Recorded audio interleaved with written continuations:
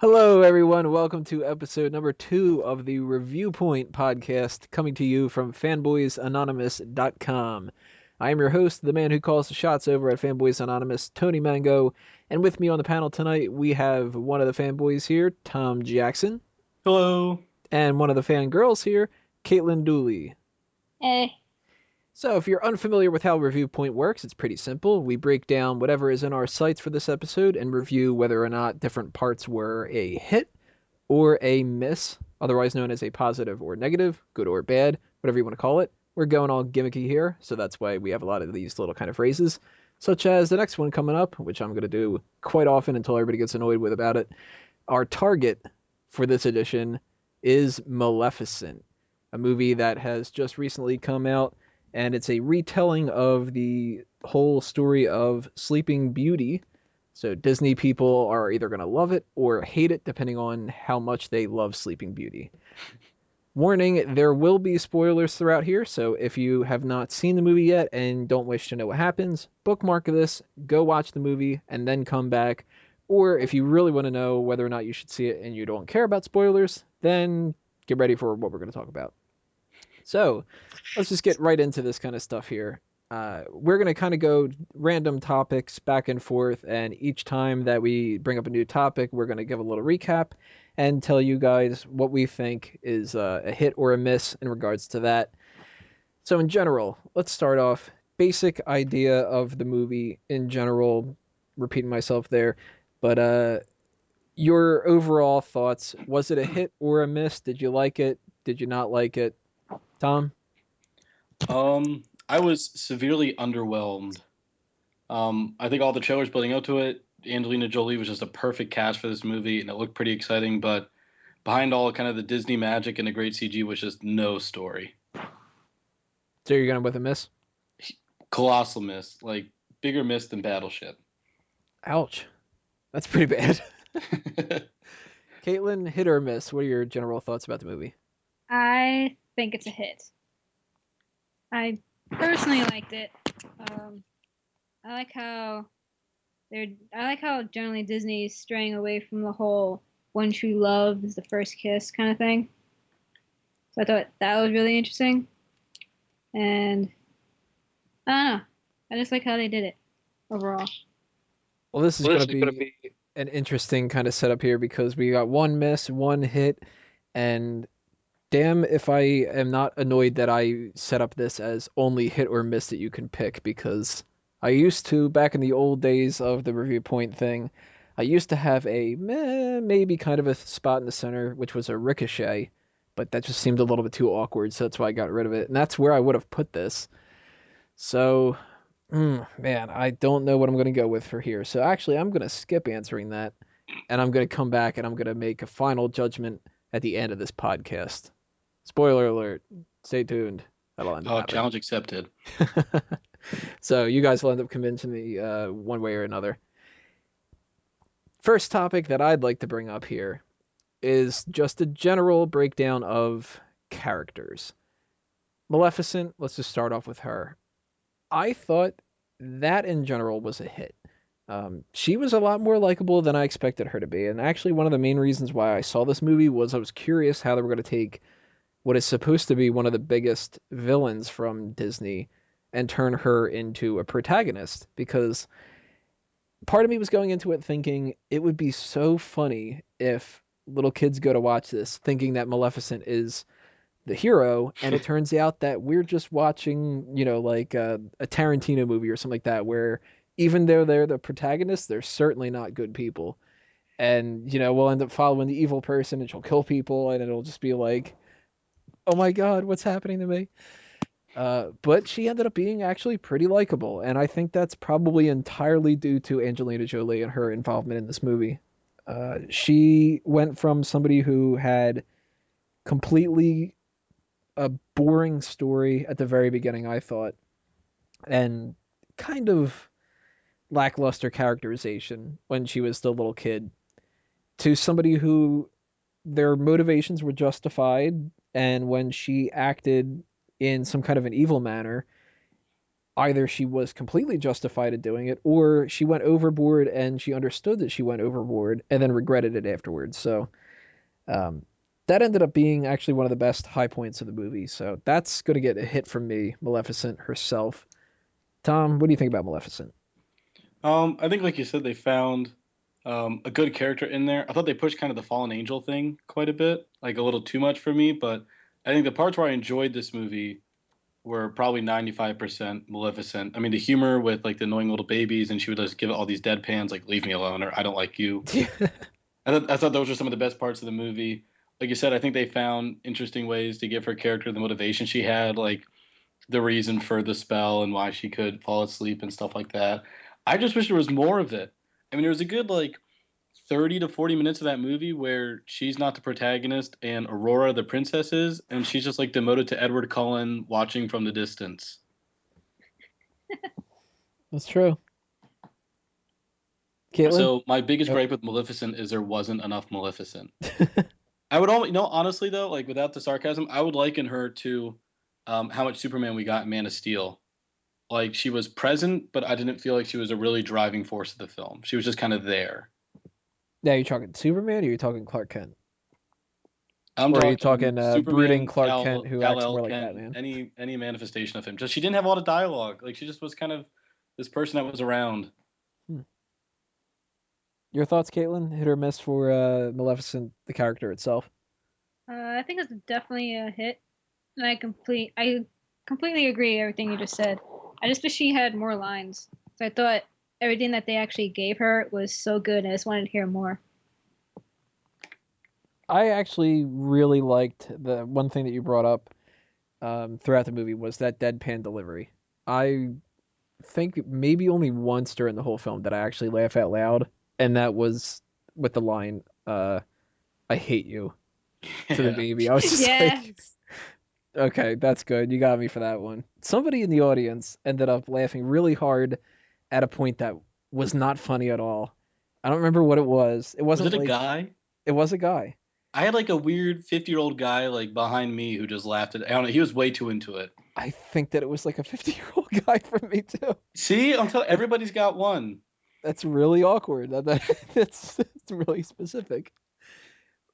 He laughed at something that wasn't supposed to be funny at all. Like it wasn't the mudslinging. It wasn't like the baby jokes or anything like that. It was something really really dumb. Like Well, that's pretty much the whole movie. Basically. it was, I can't remember what it was, but if I can think of it later on, I'll bring it back up. But he laughed, and he laughed this big belly uproarious laugh, just like Oh, that's horrible. Maybe he was a plant. Maybe he works for Disney. maybe if he was a plant and it's the same person that ended up falling asleep later, then they lost their job because somebody snored about 3/4 of the way through the movie. So Maleficent, obviously, the whole movie revolves around her, except for the points where she just kind of stands off on the side. Other characters, there's Aurora, who naturally is, the Sleeping Beauty, and I gotta admit, kind of a miss. Um, it wasn't that I really disliked her, but I really didn't like the idea that they were so heavy-handed with the whole like, isn't she beautiful? Isn't she charming? Isn't she? And it's like I get it, like, and she's just like smiling and everything. Like somebody could tell Oh my her gosh! All that she did for 80% of that movie was smile. smile and like giggle a little bit, and Well, she did have that spell on her. yeah, that was like psychotic though. So yeah, I'll make your daughter a creepy little bitch. Like even in the face of danger, she'll just She'll laugh. smile at everything. Trees, acorns. Who gives a shit? Right? We got a deleted scene where somebody comes up to her and they're like, "Oh, Aurora, I have bad news. I have AIDS," and she's just smiling, just like, Really? "Oh, that's a How shame. brave What's of you. wrong with you? That's a shame, but isn't it a lovely day? Yeah, right. Isn't the sun just beautiful? Smell Well, these like how flowers." stupefied she was at fucking everything. Yeah. Maleficent's like, "This is my garden with my stream. Wow, amazing!" Wow, there's water. That Water was like is such so a. I mean, great. like, where'd the deadpan go? If she thought the baby was ugly, she like, how did? Oh man, I was like ripping my hair out. It was horrible. So that was kind of bothersome, but at the same time, she did a good enough job, or well, I should say the writers did a good enough job, that they balanced her out enough where I didn't want to see her get killed, which a lot of the times movies will do that. And the super cool character or the super interesting guy or something like that, I'll just be like, yeah, he's a douche. Why don't you just decapitate him already? So I didn't want her to die in this, which was good, but something that I mentioned in my review, which you can read on fanboysanonymous.com, little plug there, that I think the reason why part of me liked her is because I felt sorry for Maleficent and I didn't want something to happen to Aurora because it would have sucked for Maleficent. It's just kind of a shame to be like, yeah, don't kill the girl because that'll make her sad. If she hates the girl, yeah, they could kill her. Only this was written by George R.R. Martin. Plot twist: everyone dies. Yeah.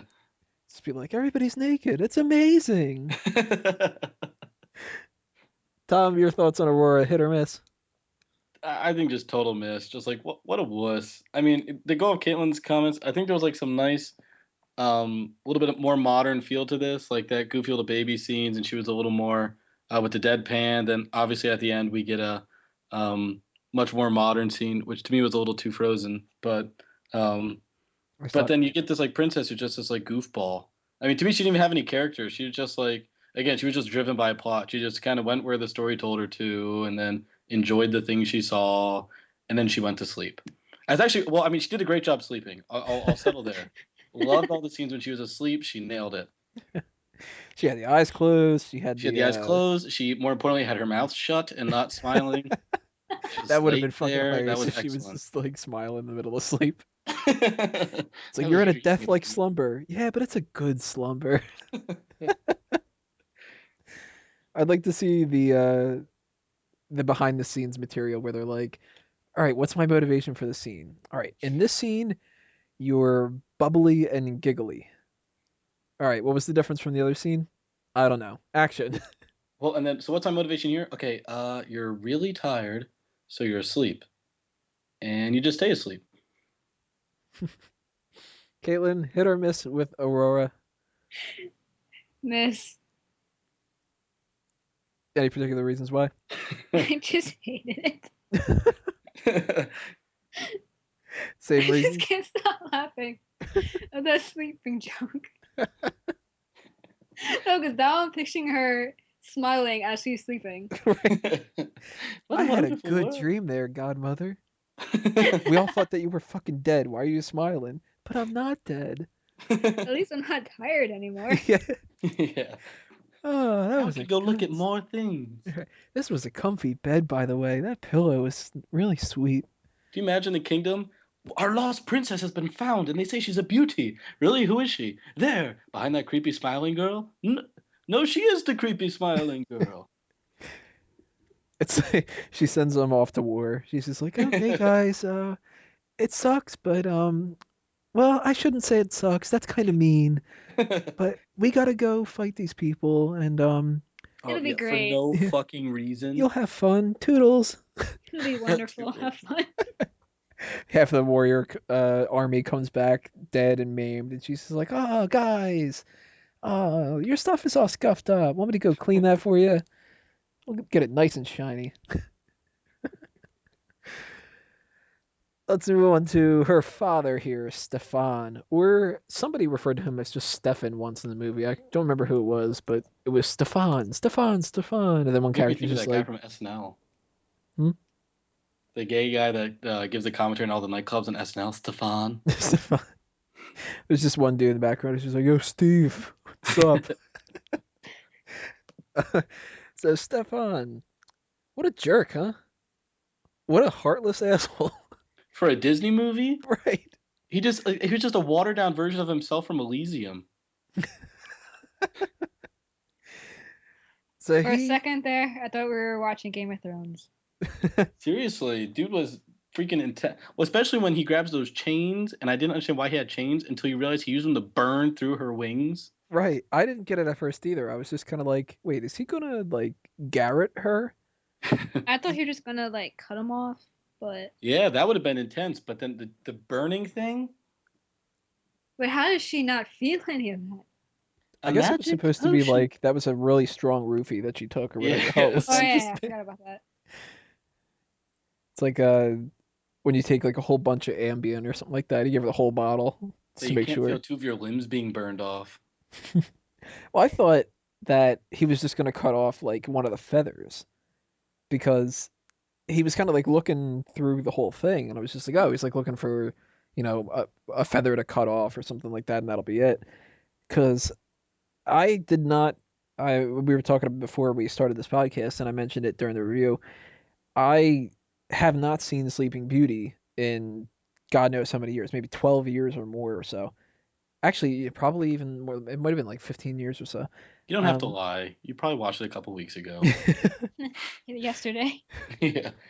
I'm watching it right now. A smile on my face. So I went into this movie with really not many memories of that. I remembered that Sleeping Beauty slept, and she woke up from a kiss, and Maleficent turned into a dragon, and I thought that she died from falling off a cliff or something like that. And that's really all I could remember. I didn't even remember that the fairies existed in this. I didn't remember the name of Sleeping Beauty. I didn't remember the name of the prince. I thought it was Prince Charming. Turns out that's Cinderella. I'll give myself a little bit of credit. I knew Aladdin wasn't in it. Simba, what are you doing here? Right. So, that's probably what you thought the dad falling off the cliff was. Maybe I was just thinking of Mufasa, which is a better movie. But Nicolas Cage did not make an appearance. Thank God. So I would have rather he played Sleeping Beauty. That would have been a really, really awkward kiss scene, though. Might as well. So I was going by basically the trailer, and I was wrongly thinking that I had seen scenes from the trailer of her flying that I hadn't seen yet at that point. So at that point where they're getting ready to cut off the wings, I'm like, oh, he's not going to cut off the wings because she's got to fly in like 3 more scenes or something like that. And then when, she wakes up and she's crying and she's got no wings, I'm just like, well, there goes that theory. She ain't flying the rest of this movie. Until the end, of course, because, that was pretty obvious that they were going to give her wings back. You can't do something metaphorically like that and then just be like, nope, screwed, they burned them or something. Can I just say, the whole part with her wings in the cage and starts flapping around, whatever, I thought it was part of Harry Potter for a second. It just reminded me of something that you would see in that movie. That actually does, yeah. I thought that was so fucked up. He sits there in a room and looks at his, like, the dismembered parts of his ex-girlfriend. And he's just talking to it. Yeah. That was nuts. Well, how rude of that other guy, though. He saw that he was in a conversation and he interrupted. I'm talking to my wings. Can't you see him in a conversation? All right. Well, I hope that those wings are good company. So, meanwhile, we're gonna go fight some war or something, dude. And your wife's dying, but you're a jerk in this movie, so it doesn't matter, right?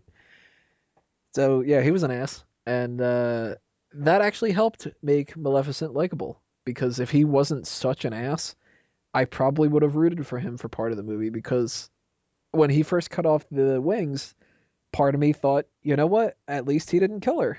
He was trying to, I don't know, have his cake and eat it too, sort of. But then, of course, it gets more and more insane, and then it's like, well, there goes trying to support this guy.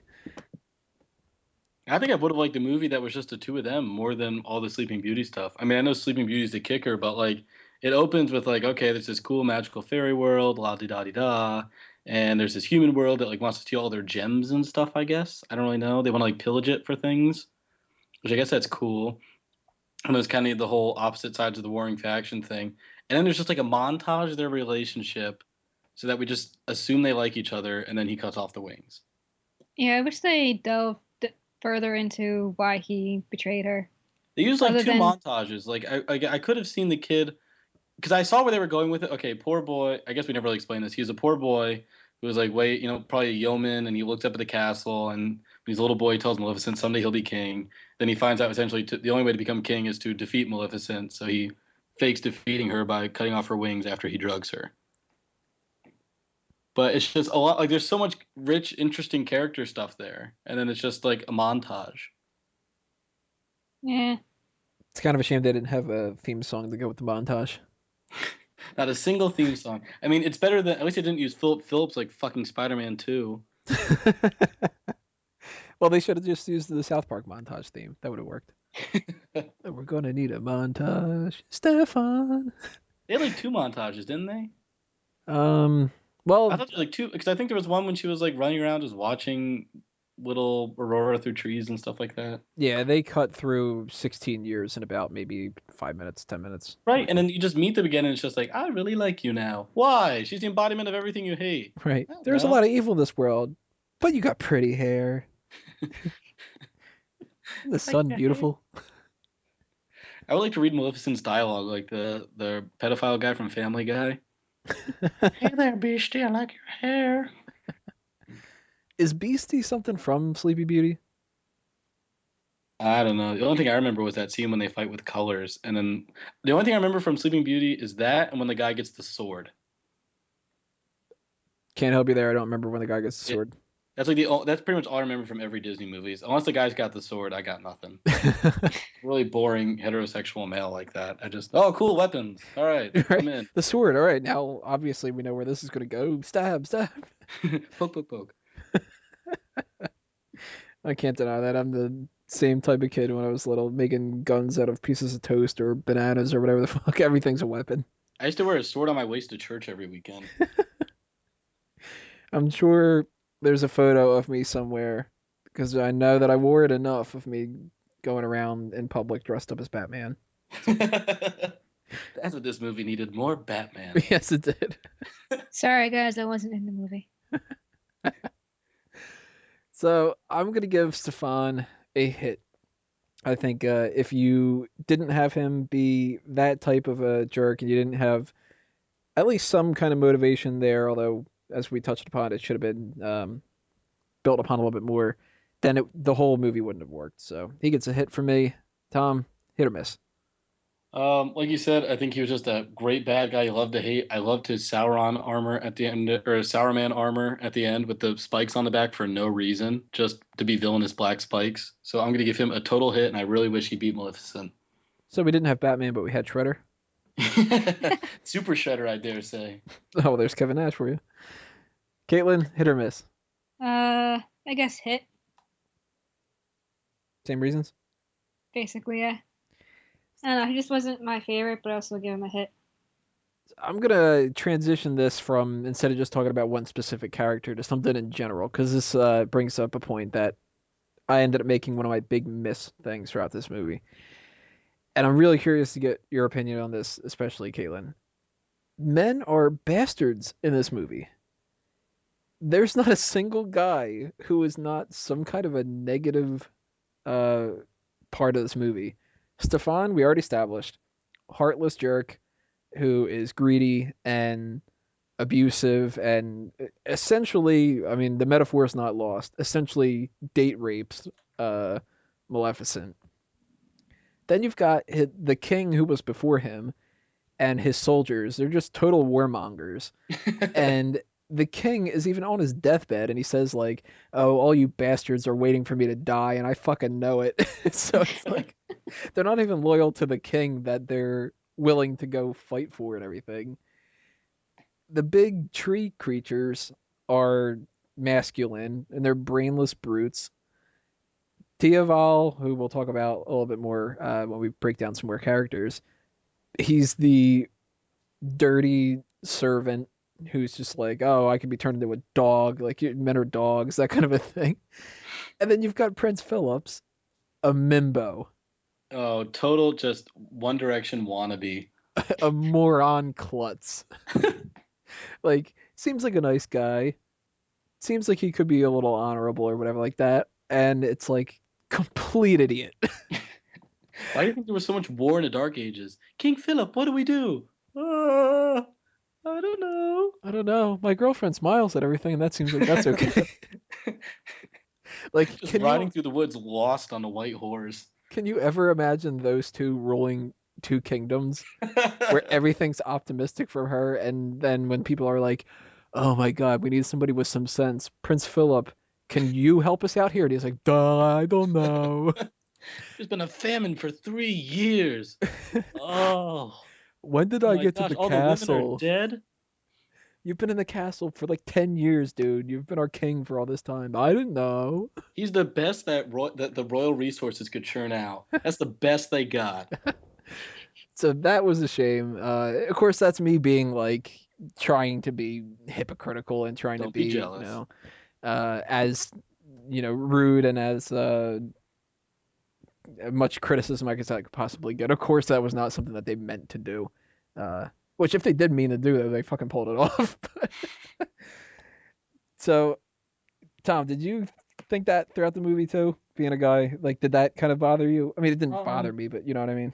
I didn't really care. I guess I didn't mind it as much because Angelina Jolie, like, she was a good like authority. Like, whenever she thought like she had a fucking plan, I'd be like, all right, whatever you say. You got a crazy leather helmet hat on.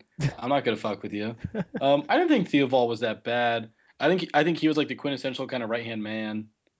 He just kind of was there for commentary to do what she said. Um, but I guess like, and I'm a big supporter of the tree guys. I went to that movie for those tree guys. Really?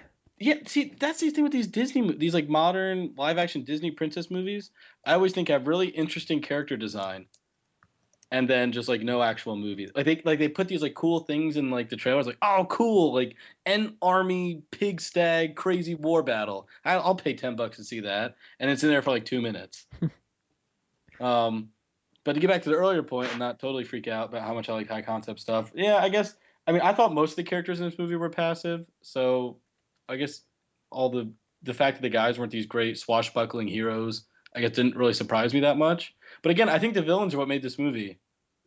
I thought the scenes with the king really felt real, and that really enabled Stefan's motivation. Like that if that's how the king is, imagine what he was brought up in. That king's the embodiment of what that guy just daydreams about and what he lusts after, and that's it. Good point.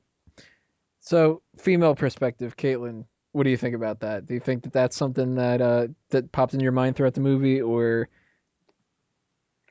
I have no idea, honestly. it didn't hit me until after the movie was over with, and then I started thinking about it? No, but I I think don't you're know. harping on something. I mean, the fact is it's 2014, and there's got to be a point where Disney starts modernizing. I mean, Yeah. everyone can't be like all the girls can't be bimbos, and all the guys can't have like enormous chests and really believe in Mhm. chivalry and honor and all that stuff. No, no, I actually think that that ended up being. I mean, I give that a miss in theory, but it's like I said, it's me like joking around giving it a miss.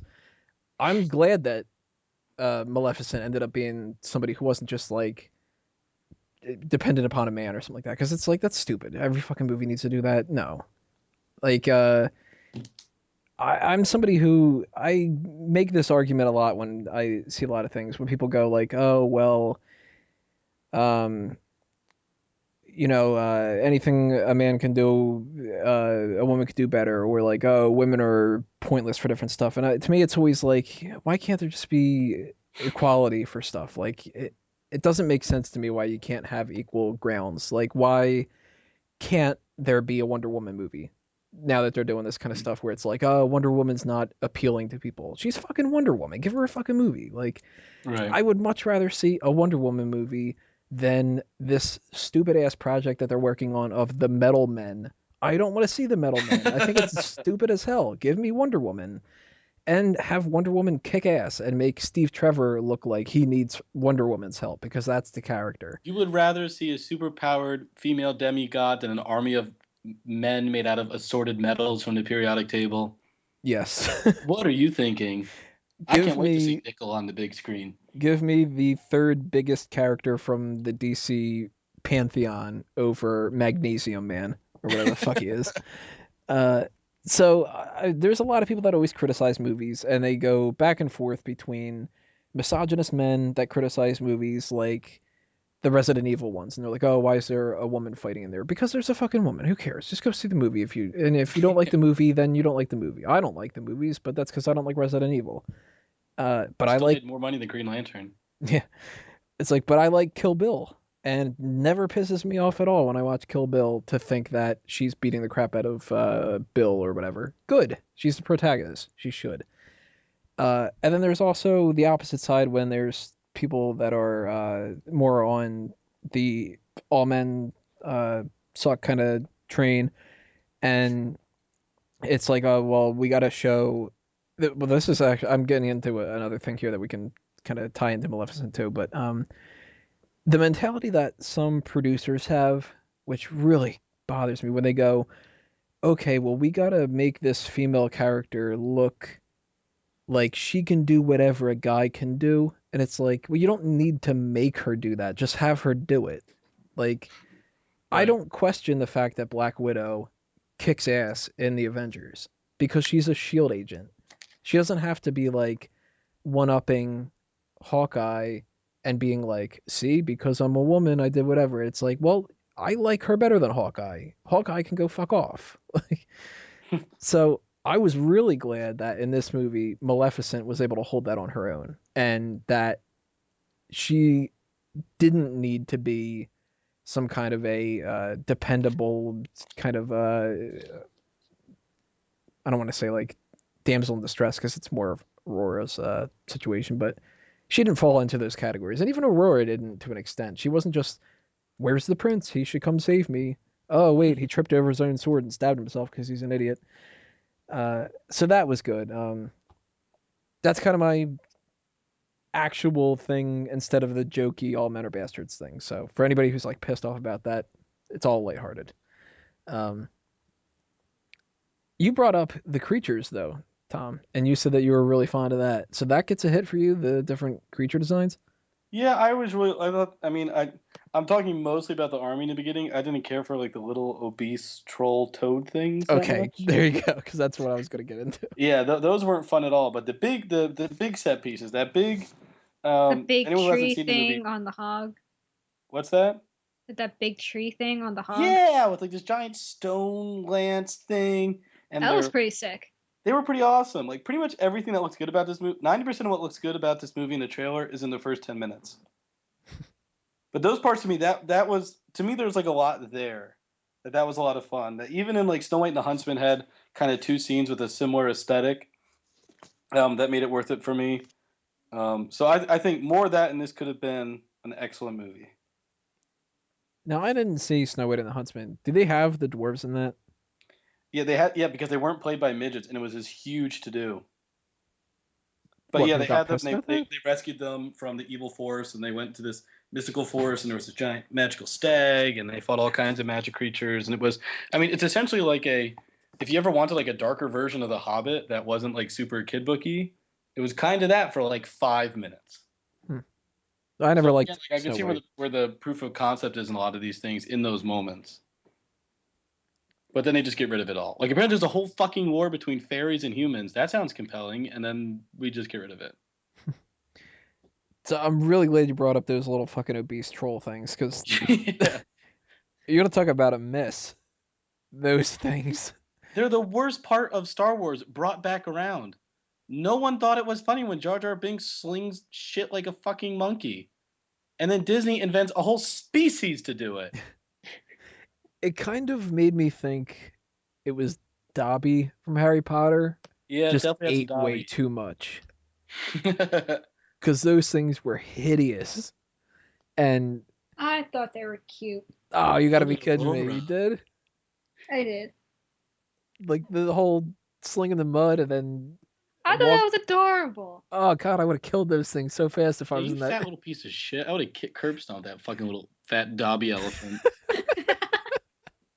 God, where's that scene in the movie where somebody curb stomps it? Yeah, come on, be a modern woman, Maleficent. They're like, we're gonna invent curbs for this purpose. Well, especially, I mean, it took her what, like 3 seconds to conquer the entire fairy kingdom? Yeah. Probably because 90. See, that's the big conceit of the fairy kingdom. They have like 30 really cool Ent warriors and a bunch of fat asses. Oh, and then one random Hydra thing that never comes back again. What was that? I don't remember that. There was one point during that fight. There was that big. It kind of looked like a drake, kind of like a dragon, but it was real long and slender. That was like burrowing through the ground. And Oh, okay, yeah. after those really, was it just me or was that those scenes when she like shouted like to the army like really awkward? They're like 2 football fields apart. She's like, "I will defend this land," and they're like, "No, you won't." Like everything's funny from a distance. So I just couldn't take those parts seriously. Be gone from this place now. No. Nah. Nah, I'm good. Now, on second thought, stabby. We want your shiny stuff. But the protectors will arise to defend this It was just people writing melodrama as well as they could. They're like, we need to test our iron swords on something. Bring out something for your Yeah. fat asses so we can stab them. So when we get to that inner secret army we keep hearing about. Maybe that's what they were trying to get to. Whatever those little things were eating. Yeah, well, they like hinted that there was like some kind of like gem pool. But so I don't even know. They even like one time. This is me being like really overcritical, but at one point they referred to Maleficent as a pixie and not a fairy. So I assume that's why she was just in charge, and all the other fairies, all they had were like baking powers. It's a Bacon. useless fairy. Well, they did it. I will summon the tree guards. We'll go make pies and cakes. Okay, well, great. I hope we win, or else the party's not going to be that great. It's like the whole movie turns out to just be the origin story of how they got baking powder because it came from baking powers. You know what I would have preferred? I would have preferred that Robin Williams did mocap and played the three fairies. Just Oh in my Mrs. god. Doubtfire the whole time. I would have liked Wait, that can better we too. talk about those 3 stupid fairies? We'll definitely, yeah, we throw all of these kind of in with the creatures because Okay. I'll let you go first though. Alright. I really hated those stupid fairies. Thank Yeah. God. So did I. I think they dumbed them down way too much. Were they not like that in Sleeping Beauty? I don't remember. No, they're All I really. remember is her sleeping in the original. Well, the problem in the original. So in the original one, well, I should say in this one, Maleficent kind of plays the role that the fairies do, because they take her away out of the kingdom and they hide her and protect her, but like they kind of open her up to this world and like they're fairy godmothers. Like fairy godmothers do nothing but good things for you. They're these like super awesome forces in your life. And then okay, my big thing with them in this is they have to be like the most neglectful fucking fairies in the whole Yeah, fucking they left the world. baby outside.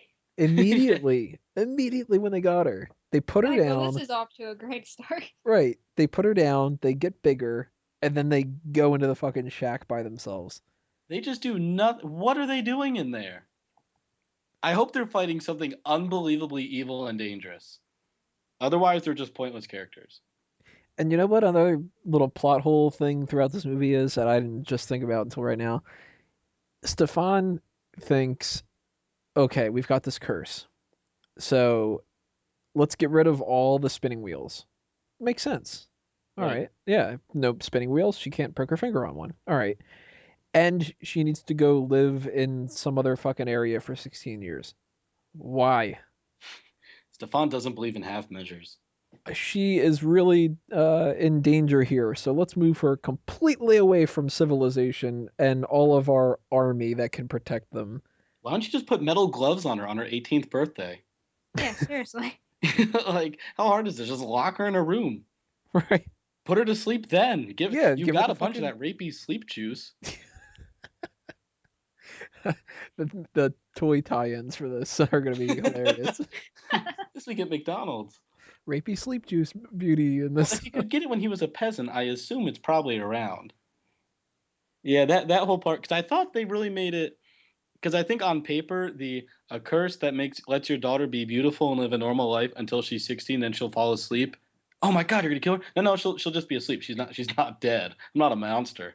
Like, I feel like they did a good job of selling that, but they really didn't sell that spindle thing.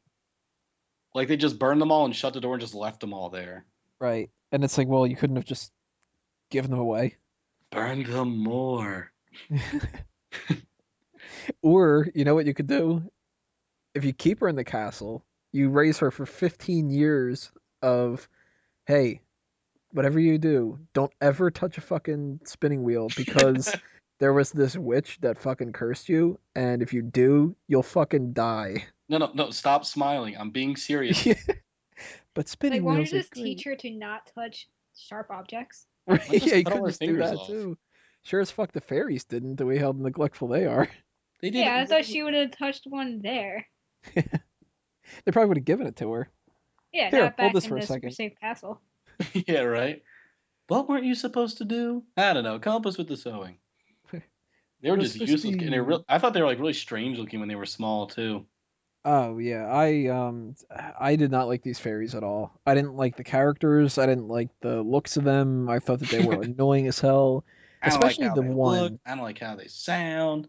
the one of them, the God, I knew the names when they were saying it throughout the movie, and I Which color? blue. Oh, Blue the is creepy. butterfly one. The blue I really couldn't stand because it seemed like all she ever did was laugh this really obnoxious laugh. She was supposed to be the zany one. Really? I thought they were all just supposed to be brain dead. I don't know. I thought the green one was supposed to be like the dumb Sarah Michelle Gellar one. Like she Well, didn't even she didn't even give her a wish. How about she has calluses on all her fingers? How about she doesn't have fingers? That's I dumb. wish She's a that princess. whenever you become close to a spinning wheel, you turn around and go away. Look at that. There make her goes make the her into the fucking. Thing from Fantastic Four. But we had the one, the pink one that was really kind of like the. I guess you could say like the one that actually knew what the fuck she was supposed to be doing. I think she was the leader.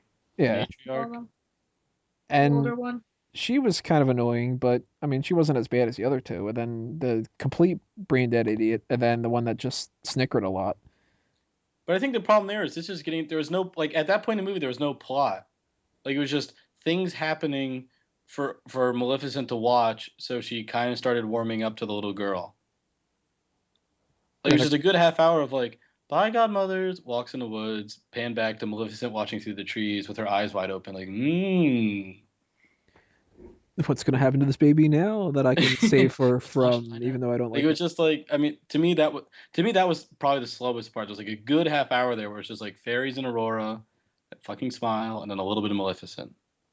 And if their job is supposed to be to protect this baby at like all costs, where to the point where they think that if something happens to her, the king is gonna fucking kill them, and they're like, yeah, go play near the fucking cliff. That's fine. Go crazy. Meanwhile, we'll sit here and throw flour at each other, and here's your birthday cake. Cake powers. Might be poisoned. We don't know. Hey, they only get to be useful like twice a year: Christmas and birthday. Maybe Halloween. Maybe April Fools. Maybe April Fools. Probably Easter. I'll tell you what. You know why they probably kept Definitely Valentine's Day. Good call. they probably kept doing such a bad job because they were getting false recognition for everything. Because they'd bake a dumbass birthday cake and Aurora would just be like, "Isn't that lovely? Thank you guys. I love it. This is the best tasting cake ever." Oh, but your other ones were the best tasting cake ever as well. And they're like, "Oh, we can fucking bake cakes well. Awesome. Why don't you go play with this box cutter or something?" She kind of reminds me of the girls from that dude's shack north of the wall in Game of Thrones. Where like they've never experienced everything, so they like everything. Reference is totally over my head. I've never seen. Oh, you gotta see Thrones. Have you not seen Thrones? Nope. Oh, you would have been better off watching 5 minutes of Game of Thrones on repeat than seeing this movie for 2 hours. Like any 5 minutes. It's usually either someone naked or dying. Mm-hmm. It's true. There's a lot more references. Or a like that. combination of both. Or a combination of the two. Dying naked. What, you mean tell me that's not happening in Maleficent? Well, You don't know what those little troll things are up to all the time. There's so many of them. Those hideous little fucks. It's like a combination of Dolby the house elf and those stupid Furbies. Oh god. Now Little I'm not bit gonna be able to see that. I think I buried my Furby. It wouldn't stop talking. I lit mine on fire. Those both Kill sound like it on awesome fire. ideas. I should have gotten a Furby just to do both. My boyfriend actually still has a Furby in the room, and it's freaky. They're trying to bring him back. Yeah, he has the new one because he found it in the street, and for some Man, reason you he think decided Hollywood's to out keep of it. ideas? Where's the fucking toy company that they're rebooting Furby? God, they're gonna do a movie, aren't they? So if we didn't have enough nightmares, you know. Well, in a world where Smurfs 2 grosses more than Green Lantern, anything's possible. I can see it now. Furby starring Taylor Kitsch. We'll give him another shot. John Carter. Duh, that's a shame. Man, that poor guy's career. Starring Jaden Smith as the Black Furby. When he's done, did you see he's playing Trayvon Martin? No, Samuel L. Jackson as a black Furby. All right, maybe I would Shut watch the fuck that. up. I would probably watch that movie then. Yeah, I'd watch that movie. I mean, I would have watched this movie if Samuel L. Jackson was Maleficent. Oh, hell no, you just took my wings. That'd be over in 10 minutes. You would just storm the castle. If he would have been one of those little troll things, that would have upped their ante. That would have been cool. You know, honestly, where the fuck was that whole army when she was storming the... You remember that time when she had like 9 tree dudes and they just destroyed like just huge legions of humans? Yeah, and like one swoop. Yeah, that movie probably should have been over in like 8 minutes. To just be like, yo, a couple tree guys, can you go like kill fucking everybody in this castle? She would have rode in the castle on her fucking grass snake thing, been like, what's up, dude? Because apparently dismembered wings can be reattached. Well, I don't think we need to start going through the logic of the movie when we've got a bunch of other stuff happening. That's true. That's true. I'm just hating to hate at this point. So, creatures, I'm going total miss here. Because not only did I hate the fairies, not only did I hate the little troll things, not only did I hate the other fairies and the other weird ass things that were popping up here and there, but I didn't like the tree guys either. Wow. That's something that I've always criticized the second Lord of the Rings movie for, because fucking trees in that one too. And that's probably something that I'm going to be bringing back when we review Guardians of the Galaxy. I'll be like, another fucking tree. Jesus Christ. There's up with these talking trees in movies now. Goddamn kids and your talking trees. Right. Let's just make a Pokemon movie about fucking Bellsprout for the whole thing. And just talking trees the whole fucking time. Sudowoodo. There's a tree Pokemon. There you go. Sudowoodo. He's actually kind of cool. If they were all Sudowoodo in this movie, I'd probably like that better. So I'm giving it a miss. Caitlin, what are you giving the creatures / fairies / Furby troll mini-me things? Complete miss. Tom?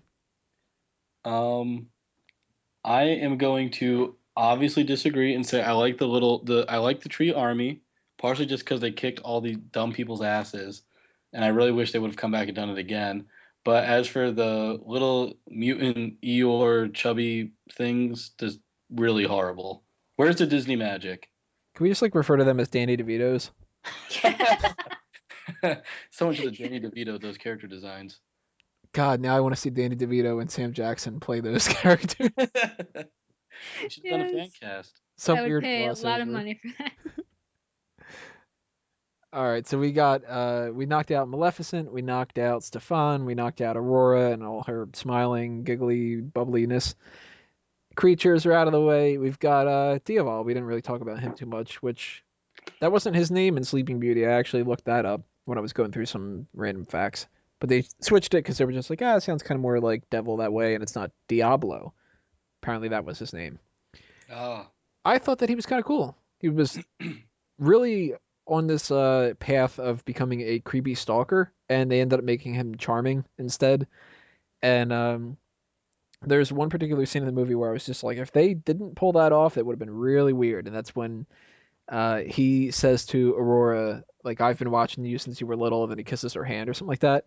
Oh, the worst. If they would have made him creepier, at that point, that would have just been very awkward. Like, I've been watching you since you were a little girl. It's the Edward Cullen thing again. I've just been watching you sleep. For how fucking long? All night. Oh my god. Oh, that's great. Oh, I You're love so that you're dreamy. watching me sleep. Cue Sting. Every breath you take. YouTube gives us a copyright ever. That was out of key. They won't know it's me. They won't know it's Sting. So I liked him. He's got a hit for me. I thought that he had some pretty funny lines throughout the whole thing. I thought that using the crow for some kind of reaction shots was kind of funny here and there. Some of them didn't hit as much. The part with Aurora's gonna fall off the cliff, and he's like, "Oh, I can't watch," and whatever, and you know that she's not gonna just like splat and die. No matter how much you want her to splat and die. She'll still be smiling. Yeah, and they just find her face on a rock. It'll be like Wear it like Joker's mask. the end of Batman '89, where the Joker's still Yeah. smiling after falling. Aurora's still smiling. They're like, the hell, she's dead. Yeah, but that was a fun fall. A fucked up curse. So he gets a hit from me. Caitlin, hit or miss? I loved him. I think he was my favorite character. Yeah, he had a lot of funny lines, especially the one that he gets turned into a dog. Or, no, a wolf. That was funny. So, I give him a hit. Tom? Yeah, I liked him a lot. I know I mentioned we were off there that I just loved how much he looked like a more handsome Stephen Moffat of Doctor Who fame. And I was really pulling for him to be the unsuspecting true love kiss at the end. Yes! Seriously, that's what I thought. Really had my fingers crossed for him. Because, like, I mean, honestly, he probably had an equal amount of dialogue to Maleficent. So to me, he was by far my favorite character. He was the most interesting. He had a nice little character arc. He had cool powers, even though he was the most fucking useless dragon. He was probably about as useful as those dragons from PBS would have been in that fight. It took him like 3 seconds to get chained up. Like, how did you just make a mess of yourself like that? That's funny that you brought that up about the kiss thing, though, because I started thinking that throughout the movie, too. When it seemed like he was the only one that was, like, supportive of her. I was just like, don't tell me she's going to end up making out with a crow. That's going to be anything. He could be an octopus. She'll be like, oh, it's fantastic. We'll never run out of things to do together. But I guess think of the sex position. She's like, what's better than 2 hands? 8.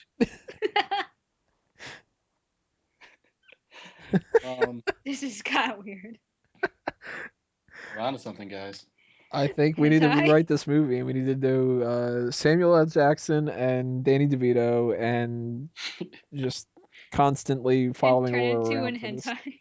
Yeah, some kind of weird Japanese director can do this because they love the whole sex with an octopus thing. It's gonna do great overseas, guys. Right. I feel like the new Pacific Rim. We'll try to get Angelina Jolie and she'll be involved, and she'll just be like, "What?" Get some washed-up chick to be the princess. Get like who's that famous girl from American Pie that was in Sharknado? Tara Reid. Yeah, that's it. She'll be princess. She'll be Sleeping Beauty. She needs a paycheck. She's like what, like 20 grand? You're pretty sure she wouldn't just be another one of the trolls? She could be like that one dumbass pixie or something. The blue one. No, but I guess at this point, the unsuspecting kind of like best friend is like romantic comedy ending where the sidekick best friend guy's the true love has been overdone. Yeah. So instead, Disney wanted to rip off of itself and give it the same ending as Frozen. I never saw Frozen. You're not How? I have it downloaded, by which I mean paid, sure. From iTunes. Yes, but, yes, downloaded from iTunes, yes. But don't you just want to build a snowman? Everybody's been making this joke, and I don't get it. Oh my god, you need to see it. People should be terrified of Frozen. Do you think that the 7th largest company in the world just happens to make a movie about endless winter during the worst winter of the last 20 years? Disney has a weather machine. Better hope they don't come out with a movie called like Summer Heat. Right. It's horrible. If they come out with like a hurricane one, I'm like running. Yeah, see? Exactly. Disney bought the rights of Twister. And they're coming out with oh god. Just go to Canada. Teddy Twister, a new take on the tale. With the he's not as powerful as the other tornadoes are. They can do a plane's emergency response tie-in. Except it's really grounded in realism. God, how awful would that be if they did like the emergency response thing and they're like, because of a wildfire in California that we're starting next month. Well, then in the movie Planes, they got to transport just mutilated bodies. And what's that smell, Zumi? That's the smell of rotting flesh.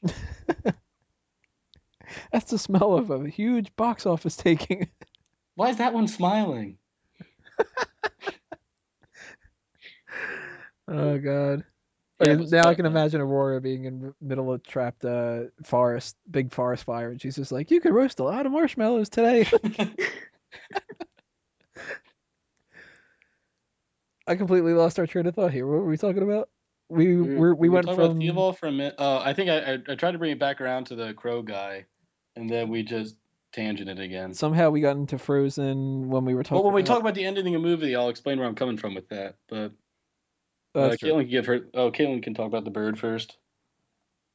Wait, we didn't already? Oh no, she did. She mentioned the bird. The bird was the word. God. What Good is luck this? getting that song out of your head. Is this about Frozen? Or is this from Maleficent that I didn't pay attention to? The crow guy.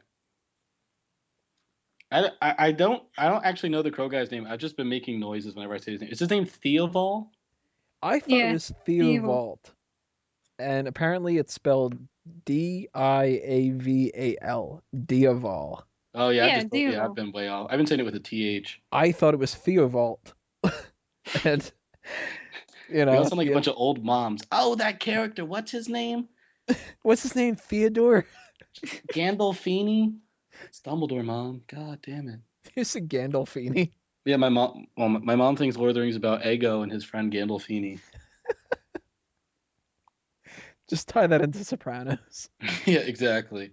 Or she said in Dusseldorf, the small town in Germany. That's the principal of Hogwarts.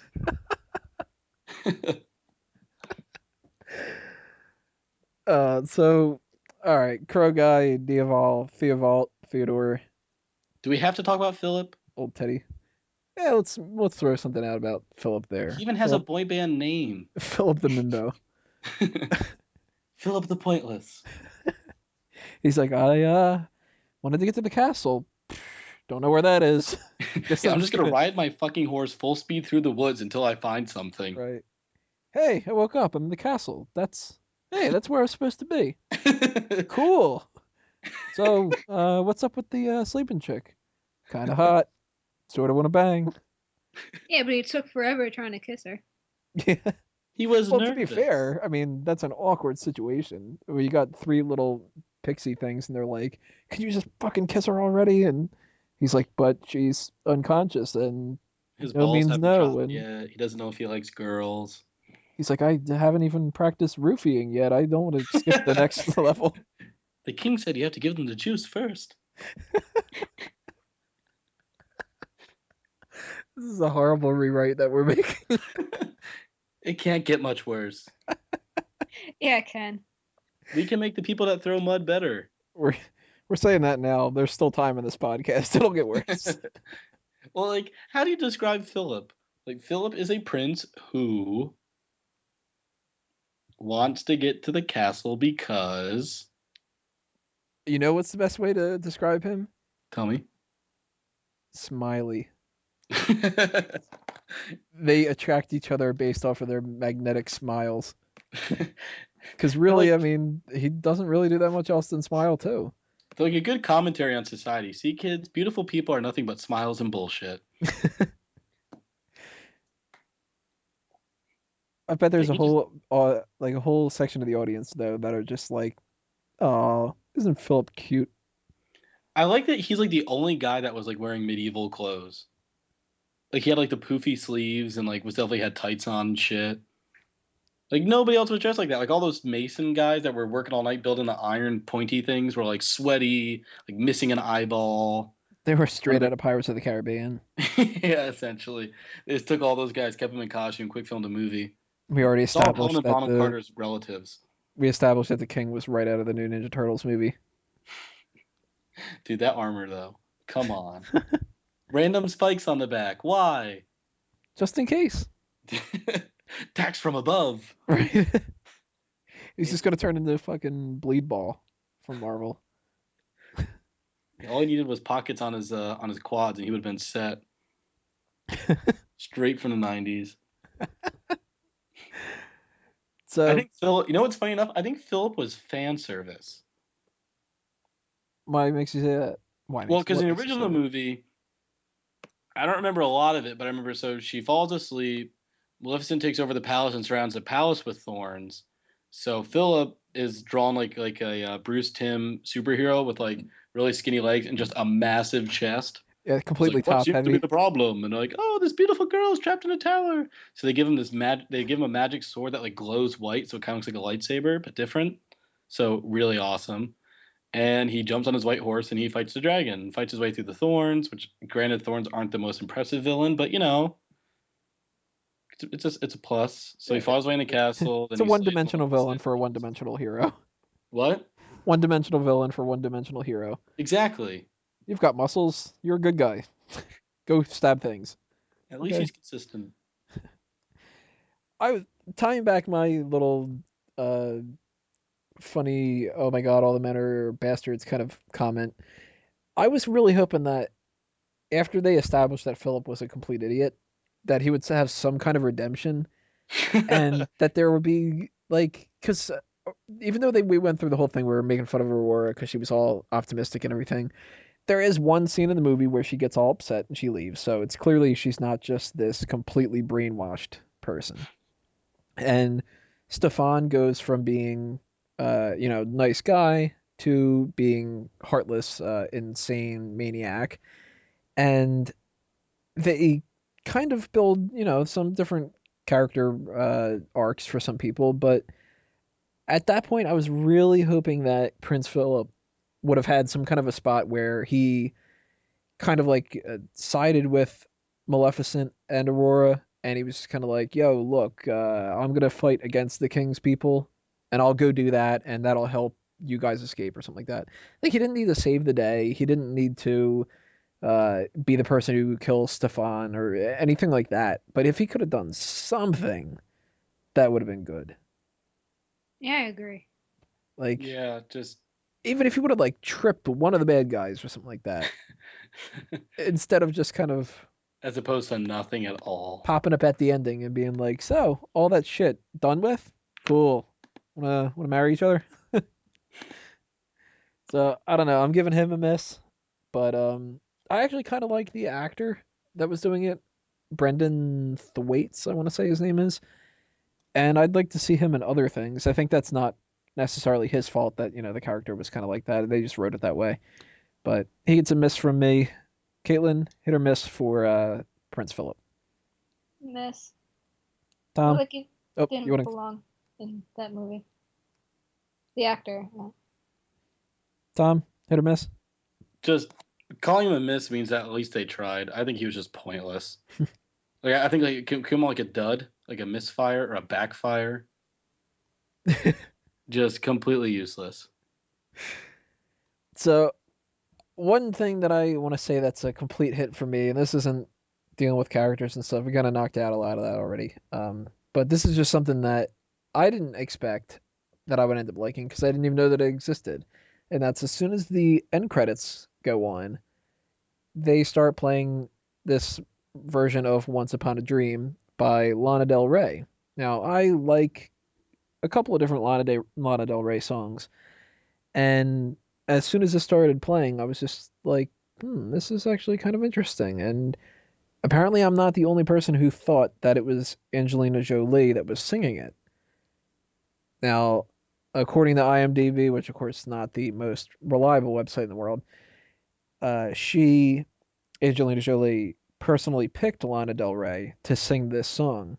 And maybe that's one of the reasons why, maybe not. I don't know. Maybe I'm just speculating.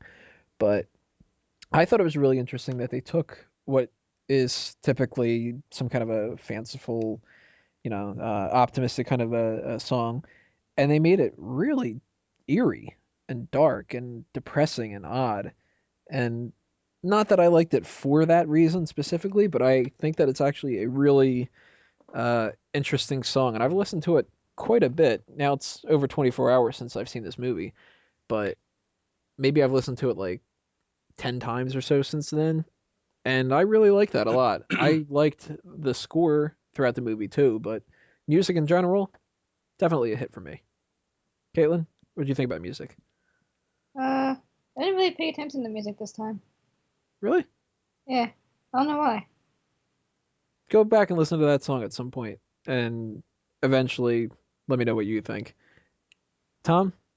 For scoring for the movie itself, I didn't really notice it, but I guess the end song wasn't that bad. I mean, like you said, it was interesting how they could really make it haunting, especially I guess the way that because Maleficent is a pretty dark story. Because it's really all of this starts with her love affair gone wrong. So like the lyrics that She walked with him once upon a dream, and it's that I know you, but she thought she knew him, but she clearly didn't. I guess I thought it was interesting. You know, I thought it sounded like Jolie too. To be honest, I could have been convinced it was her. A lot of people seem to have thought that. So I don't know Yeah, if they were going for that specifically, but if they were, kudos, they pulled it off. yeah, for sure. I don't. Yeah, I really have no idea what they were going for, but it was one of the more interesting components, definitely. I mean, Did I guess it's you not too high of praise considering what I've been talking about this movie for the last hour, but did you pay attention to the score? um, not really. I didn't like much of it, but to me, this movie lacked a lot of tension, so I didn't. I usually assume that means the score was weak to an extent. So Fair enough. I only have one more note that I wanted to bring up, and then I'll be passing it to you guys to throw out some extra stuff too.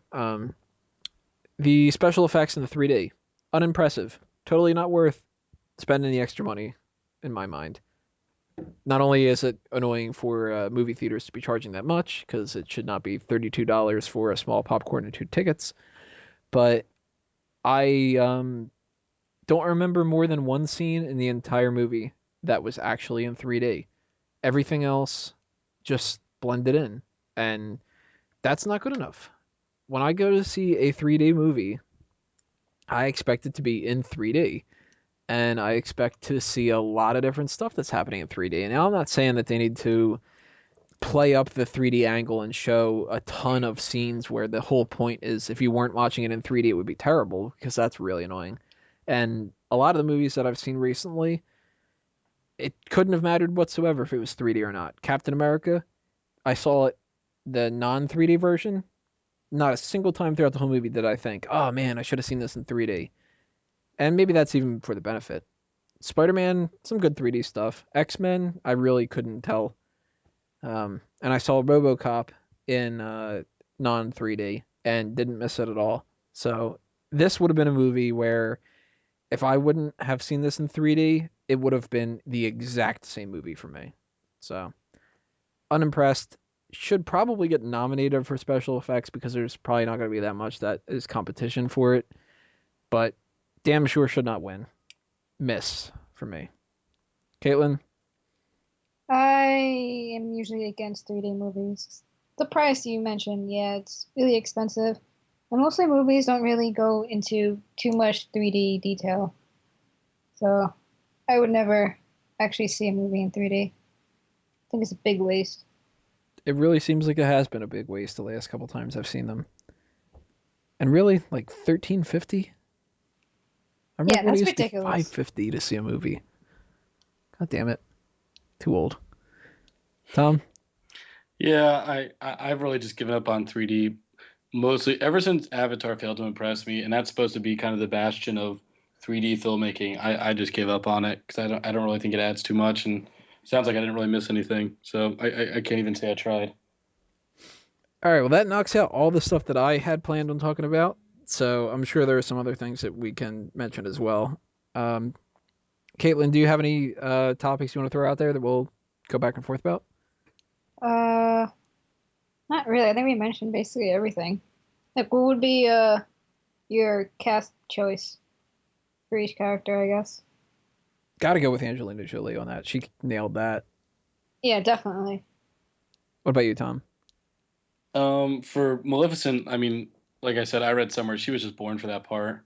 I could have seen like maybe the girl that played Hit Girl for Aurora, just to try to have someone with a little more character, a little more spunk. Yeah, that makes sense. Yeah, I thought they could have definitely chosen a better actress for Aurora. I didn't I mean, like I that one. thought she wasn't. I didn't think she was gorgeous, which I guess is a nice sentiment. Um, but again, I think she just had no script to work with either, so it's hard. It's hard to really like her for any reason. So it's hard. It's hard to even pick a cast for that. But I thought everybody else was. I mean, I thought I'm blanking on his name. The guy from District 9 who played Stefan. If Sharlto, I didn't know Copley. he was in that movie, and if I knew before I went into it, I'd have thought he was a strange choice. But he was excellent. Yeah, if you would have said to me he's playing some kind of a former love interest who turns into a king or whatever, I would have been like, the creepy looking guy was an alien. Is he turned into an alien in this one too? But he pulled that off. I'm really at a loss to figure out who I would recast for anybody else. Like you Yeah, guys I were saying, really just think my biggest beefs are with the script, not with any of the real performances. I mean, even because it's even kind of unfair to blame the fairies because they just had nothing to work with when they were on screen. you know what? Maybe I would, yeah, maybe I would replace them. Um, But I like to what like for what reason? Like they didn't even have anything to do. I mean, who makes a really good? I mean, the mom from Precious. Who makes a good neglectful fairy godmother?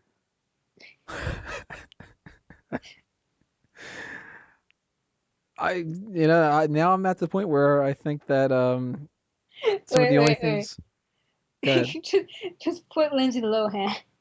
Yeah, might as well. That's neglectful enough. Well, see, now I'm thinking what we need to get into when it comes to the fan cast territory. We got to bring back that Danny DeVito and Sam Jackson. Yes, they Yeah. definitely need to be in this movie. We could get I mean- Timothy Spall. He could be one of the dwarf I think Nick things. Cage would love to be the king. Nick Cage would love to be freaking anything in this movie. Or even you know who would be the king? I bet Liam Neeson would have done it. That guy's doing anything these days. You know, even if we had someone in the king's army that was like kind of like in the Gestapo, you could probably get Robert De Niro. That guy's just flushing his credentials down the toilet. Well, if we got to get somebody who's in a Gestapo, we got to get the guy who's playing Baron von Strucker, because now it looks like he's only there playing you that go. character. That would be pretty interesting though. If anybody has any other suggestions for who could play Maleficent, at the very least. The only one I could have seen was who was the one from? Hang on, Kate Blanchett. Oh God, no. No. Only I because I can't think stand her. she just looks like a bitch to me. But apparently so something I wanted to bring up. Apparently she is the wicked aunt, whatever it is, in the Cinderella movie next summer. Makes sense. Because if it wasn't going to be her, it was going to be Tilda Swinton. Because they play the same character and everything. Yeah, pretty much. I could have lived with Idina Menzel as Maleficent. Oh, there you go. Who is that? Idina Menzel. Or wait, what was the spoof of her name? Adeline Nazem. Yeah. She sang all those songs you loved from Frozen, Tony. Yeah, her name's not ringing a bell, so it must be because of that. She's mostly on Broadway. Did you see Enchanted? Nope. Oh, come on. Now I look like the idiot. You didn't see Enchanted, other guy? Haven't seen Wicked. Haven't seen. Yeah, she made a name for it. She was in Rent. I think she was in a movie of Rent as well. Haven't seen Yeah. the movie Rent. Haven't seen the play Rent. Don't pay Oh rent. my god. Never rented anything. Yeah. Haven't rented a movie in a long time. Rent's the one about Blockbuster, right? Not anymore. God. Rent's on Netflix. You need to go watch it. Do I really have to? Because I watched Chicago and I hated it. No, you need to watch Rent. It's And way I'm- better. I did My Fair Lady in high school and couldn't stand that either. I couldn't stand being there. No, this is something for the people that are interested in the Broadway stuff and why we don't do that much on Fanboys. My experience with My Fair Lady, literally, I went in for the audition. I had done plays before in high school. I went in and I said to them, "Is there any way I can get a part where I don't sing?" And they went, "What? We didn't cast you in anything yet." I'm like, "Oh, you're gonna cast me in something, I know, but can I just please not get a fucking singing one? Because I really don't want to." They're like, Tree "We number 4. we don't even know if you can sing or not." I'm like, "I know I can't sing, and I don't want to sing." Everybody else is like, "Oh, I hope I get the lead singer and stuff." No, just give it to them. I don't want it. And I get the casting call sheet back later, and it's like Tony Mango, Doolittle, like 4 songs or whatever. I'm like, son of a bitch. Dude, chorus Yes. teachers love when people take interest. It doesn't matter if it's for the wrong reasons. I'm like, guys, can I like not sing during my songs? So I am not a follower of musicals for the most part. And Well, I saw I am. Spider-Man on Broadway, and now I know not to trust anything from nerd culture adapted onto the stage. Hey. You Spider-Man ever on seen Broadway. Holy Musical Batman? No, but I'm still recovering from Spider-Man was so bad, you guys. It was just so bad. You guys ever heard of Star Kid? Yes. Okay, you need to go watch Holy Musical Batman and A Harry Potter musical. The Potter one was good. I saw that one. I say foreshadowing a lot in the theater now. Foreshadowing.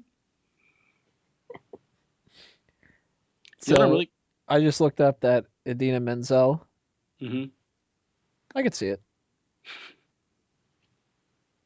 She looks really familiar, but I don't know who she looks similar to. So whoever she looks similar to, I could see her play the part too.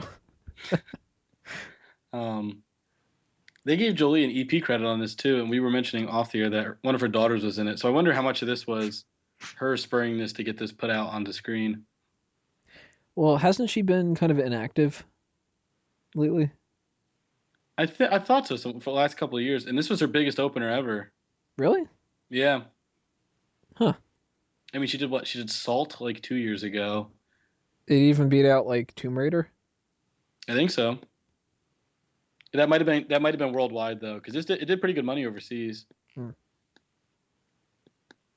Yeah, she might have just been approaching this as like a labor of love, and that would have explained why she was such a big part of it and everything. I feel like I saw the first pictures for this last summer. I lost track. I had no idea when I saw that. Everything rolls out so quick anymore, but I wouldn't be surprised. Speaking of, this is a complete side note when it comes to it, but they ran a little commercial ahead of time for the Blu-ray of the Lego Movie, and one of the people sitting around me in the audience for Maleficent just said, "Didn't that just come out like last month?" So, that's the culture we live in now, where it's like, I don't even remember when that did come out, but I think that came out in like November or so. And things come out so quick, you lose track of it. And What? the I things know that my are supposed theater, to they come out ask you to quicker, buy the they don't. ticket if you want to, like, it's something like buy the ticket for $10 or get the ticket and you'll have pre-ordered the Blu-ray for 30. Like they try to do it right there. Like you haven't even seen the thing yet. Yeah. It's a strange. I know there was a good time, like 2009. People thought theaters were on the way out. And they're still kicking. Yeah, still kicking. So is the Pirate Bay. Yep.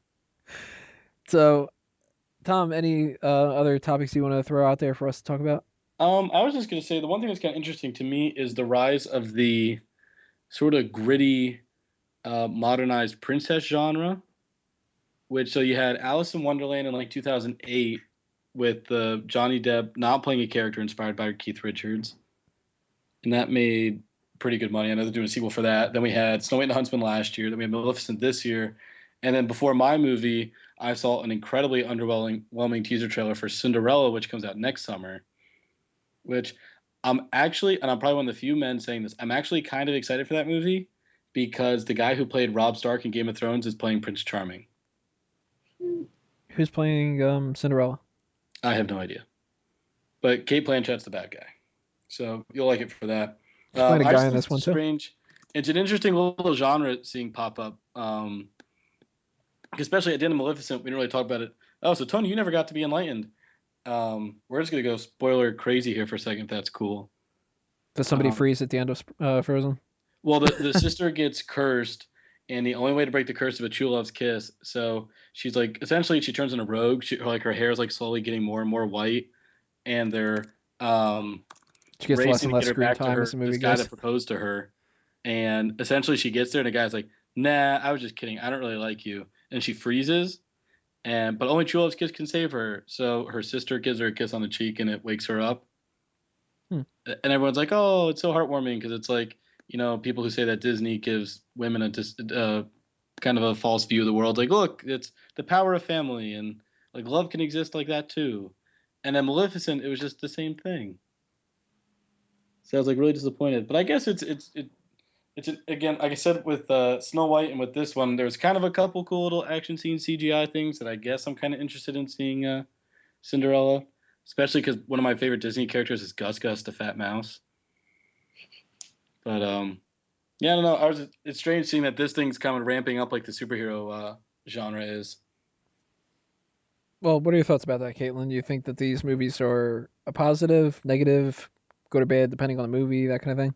And it's definitely positive. And I really like how Disney's going more for, right, they're straying away from the Prince Charming whole thing. They're really giving the female more power. I haven't seen any of these movies except for Maleficent. I didn't see Snow White and the Huntsman. I haven't seen that. God, what's the So name of what it? have you seen? I Where'd keep you watching been? other stuff. You should. In Snow White, Kristen Stewart was amazing. In Snow White, she made that face. You know that one she makes the whole time. Oh yeah, that's right, Kristen Stewart. Really impressive. Yeah, I'm sure she pulled that off really well. Well, actually, Chris Hemsworth was kind of cool in that. He's the huntsman. So just dude with a lot of axes. What is that other movie that had? Um, I keep wanting to call it Little Red Riding Hood, but it wasn't called that. It was called like Red Riding Hood or something It like was that. like some Oh, portmanteau Red? or something like that. Just Isn't it- Red? Maybe. I don't know. But I think that might have been. It might have just been called Red or something. Or maybe I'm just thinking of the Bruce Willis. no, it was called Red Riding Hood with Amanda Seyfried. Yeah. Uh-huh. Okay. I didn't see that one either, but that's another one that seems like it's kind of in this genre. That was like a Um, pretty. What do you that's Gary do all Oldman, day that too. you're not seeing any of these movies? Fanboys work. That was supposed to be a pretty big bomb though. Yeah, that movie. Well, it had a $42 million budget and an alleged $42 million budget and it made $89 million. Well, that's a bomb nowadays. Well, they've already done this whole thing. I mean, for Once Upon a Time's going to what? Its fourth season. Yep. And Grimm got renewed, so this modernization of the classic fairy tales and stuff, I guess, is its own burgeoning thing. I just wish they would do Fables instead of all this other Disney stuff. Well, what would you want to see out of those? Well, I was talking about Fables, the Bill Willingham comic book series. If anyone hasn't read that, it's essentially there was a strange thing where ABC called Bill Willingham, who writes a series about all the public domain characters like Snow White, all the Snow White, Pinocchio, Cinderella, so all the Disney princesses who are all public domain, as well as a bunch of like folklore people like the Big Bad Wolf, are chased out of their magical lands and set up shop in New York, and it's like their story and then why they got chased out of the homelands. So Disney hired him to write a pilot. Then they took his script, kind of fired him, and said, "No, we're not doing this anymore." And in 2 years, Once Upon a Time came out without his attachment. I'll give that guy. That guy's got a lot of class because he didn't chew Disney out or anything. He just kind of rolled with it. Now they're making a game, and someone's talking about doing a movie because it's a Vertigo property, so it could be a DC movie. Oh, so it won't happen? What? If it's a DC movie, then it won't happen. Who knows at this point? I can't even begin to speculate at this point because I just have no idea what they're up to. So, wrapping this all up here, our final thoughts, movies, a hit or a miss overall. Caitlin? Hit. Moral of the story. Revenge is sweet, but magic is better. Tom? Complete and utter miss. What? Lady gets really screwed over by society and then creepily stalks an infant that's neglected by her impromptu parents, and then she just kind of decides to make up when her wings are magically reattached. I think it's such a miss because they really set up an interesting premise. They found a take on Maleficent that could have been cool, and now, unless we get the movie we've been talking about made, we're never going to see it. And I'm going to go just barely out of my comfort middle zone here. I'm going to say if I have to pick, which those are the rules that I put out for my own thing, so damn Survey past says. Tony. Very minimal hit. Oh, come on! The reason why is I went into this movie not wanting to see the movie. I thought that it was going to be a complete waste of time. I was not really expecting to like anything about it. I thought at the most maybe I would kind of like one scene or scenes or something, and I'd walk away and just kind of be like, yeah, total waste. That was a bomb. And I liked more of it than I thought that I was going to. I think if you go into this movie as a Disney fan, you're either going to love it or hate it, depending upon your reaction to stuff. I'm a big enough James Bond fan and comic book fan and a lot of these other kind of movies and stuff where I will go into those expecting certain things. And if it doesn't live up to that, that'll make the movie worse. So there's probably a big group of Disney people that are going into this and they're going, that's not what happens in Sleeping Beauty. Fuck this movie.